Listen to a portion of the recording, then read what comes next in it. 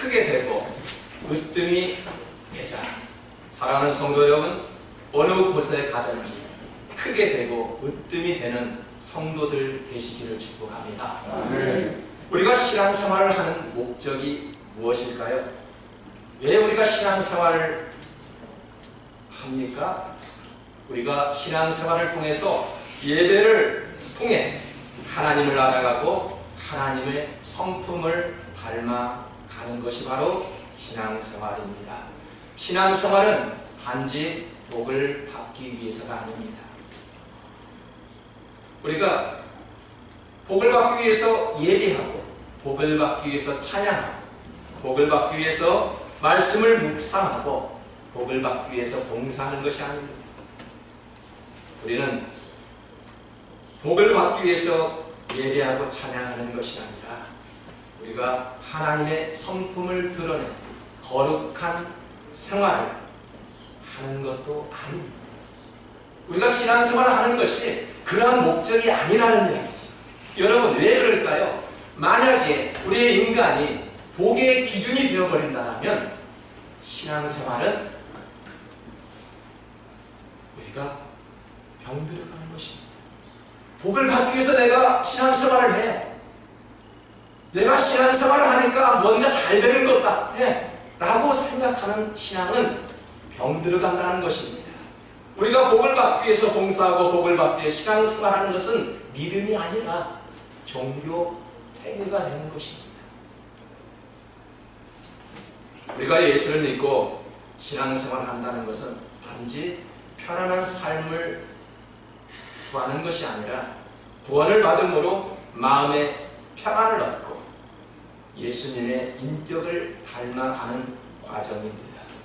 최근 한국 청년층의 취업률이 경제협력개발기구 회원국 중에서 최하위권을 벗어나지 못하고 있다고 합니다.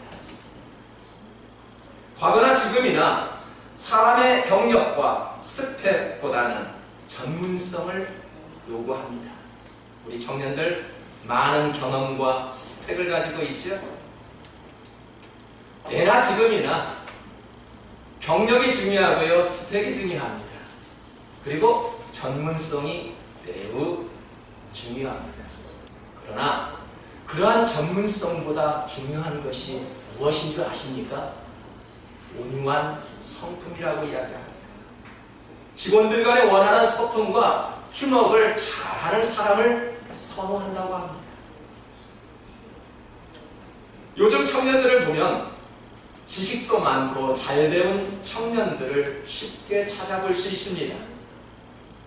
특히 미국에 사는 청년들을 보니까 이중 언어를 뛰어넘어 삼중 언어를 구사하는 청년들이 참으로 많습니다. 이러한 상황 속에서 우리 자녀들이 크게 되고 으뜸이 되고자 한다면 어떻게 할까요? 다 잘난 사람들만 모였는데 어떻게 그 속에서 크게 되고 으뜸이 될 수 있을까요? 차별화를 두어야 합니다. 그 차별화가 무엇인지 아십니까? 예수님의 온유한 성품을 닮아가는 것입니다.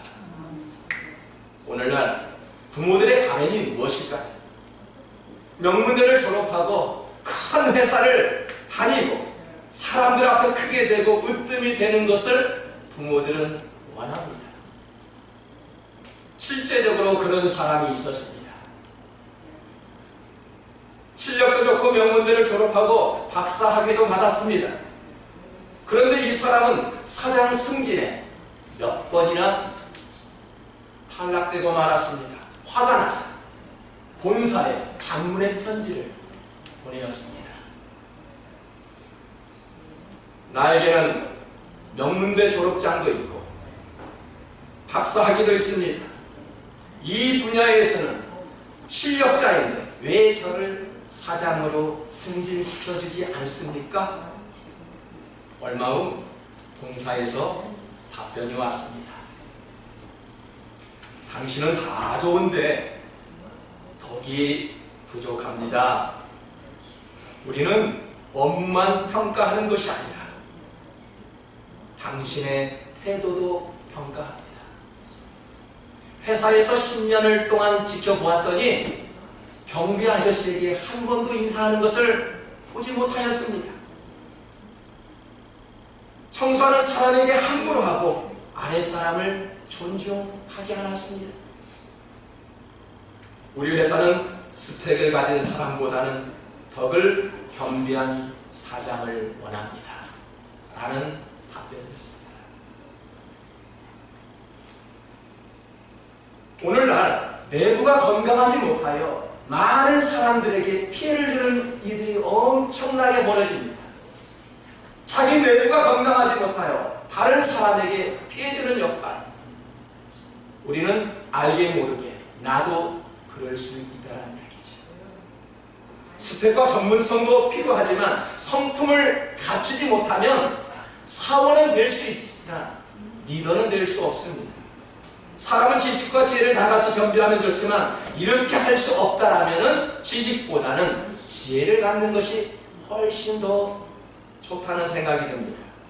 크게 되고 으뜸이 되고자 한다면 먼저 섬길 수 있는 좋은 성품이 있어야 한다는 것입니다. 본문 43절에서는 너희 중에는 그렇지 않을지니 너희 중에 누구든지 크고자 하는 자는 너희를 섬기는 자가 되고 라고 말씀합니다. 예수님은 왜 이런 말씀을 하였을까요? 예수님은 죽음을 앞두고 비장한 걸음으로 예루살렘을 향해 걷고 있었습니다. 이때 예수님을 따르는 야고보와 요한이 있었습니다. 지금 예수님은 제자들과 똑같은 방향으로 걷고 있었습니다.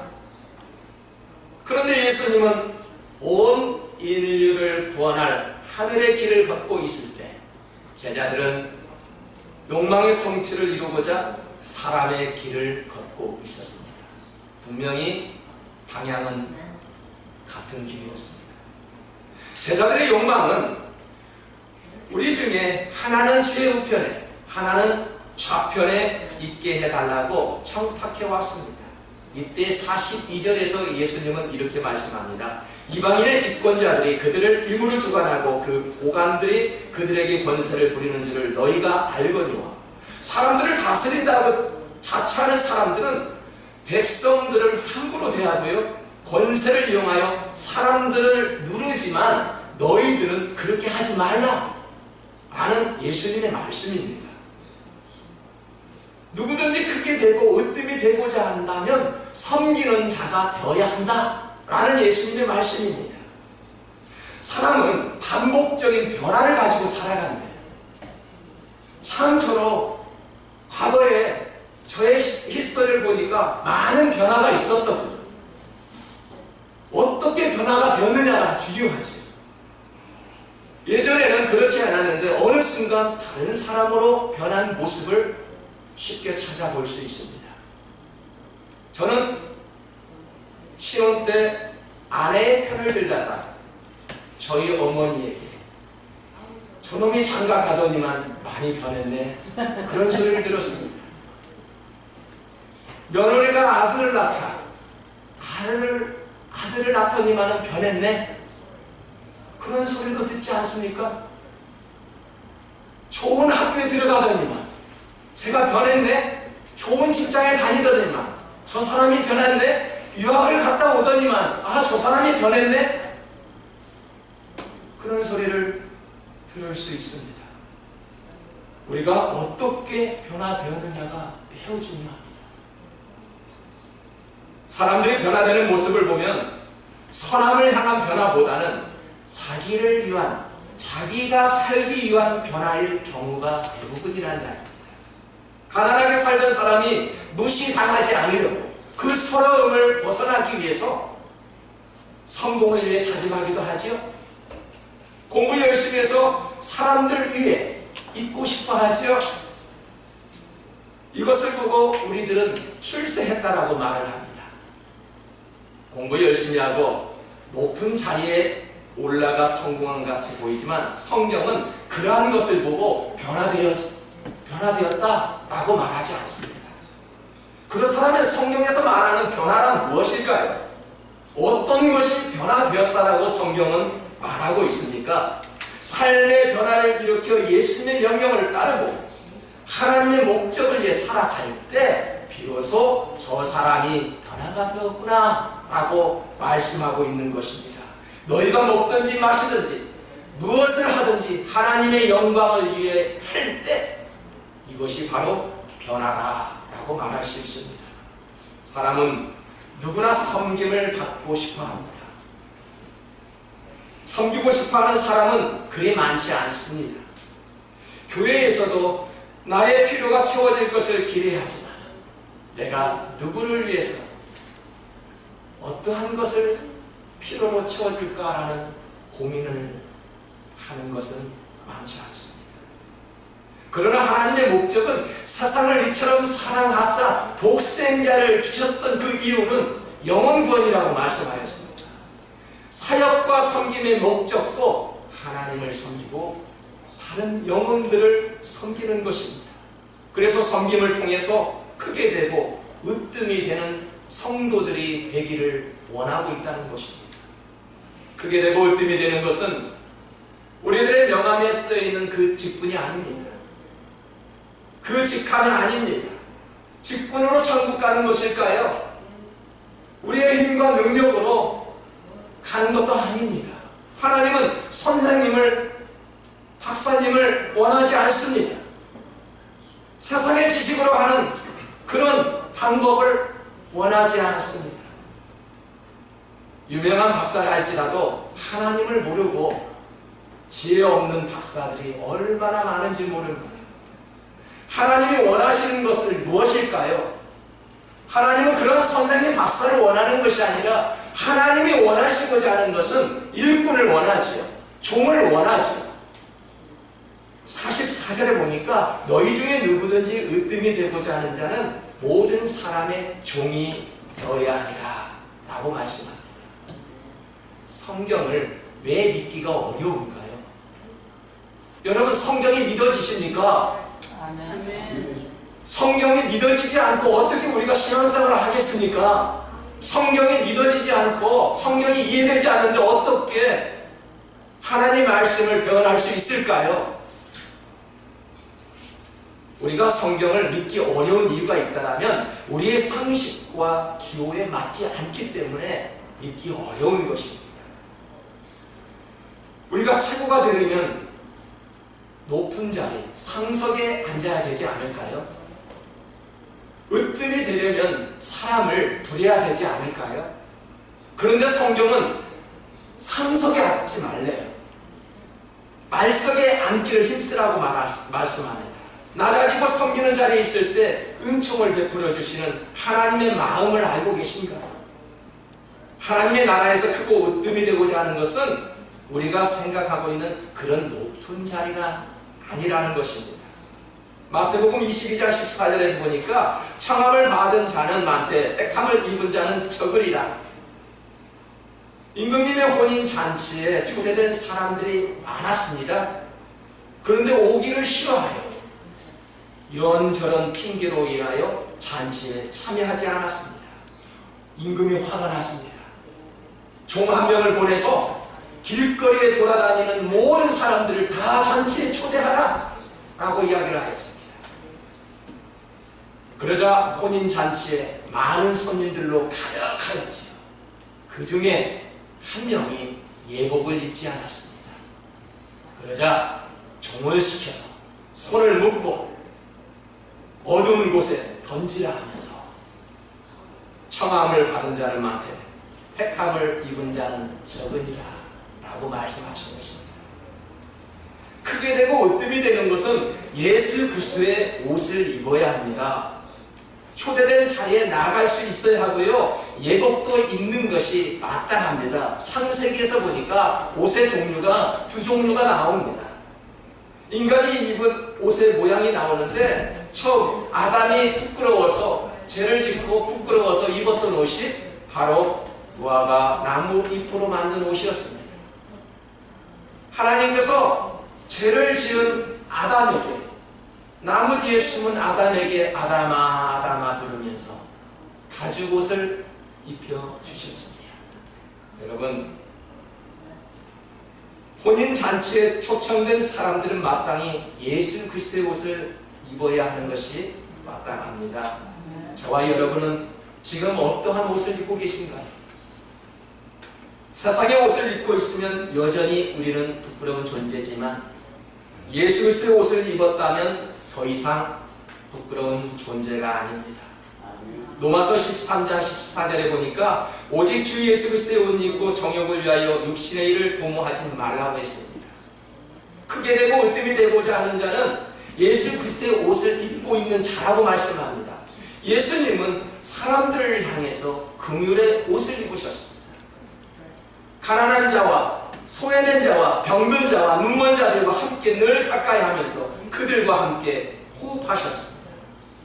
그들과 함께 아플 때 함께 아파하고 슬플 때 같이 울어주셨습니다. 그것도 모자라 인류를 향해 자기 목숨을 내어주기까지 하나님의 뜻에 순종했던 우리 예수님이셨습니다.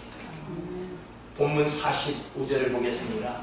인자가 온 것은 섬김을 받으려 함이 아니라 도리어 섬기려 하고 자기 목숨을 많은 사람의 대속물로 주려 함이니라. 예수님은 자신의 몸을 버리기까지 하면서 순종의 삶을 보여주셨대요.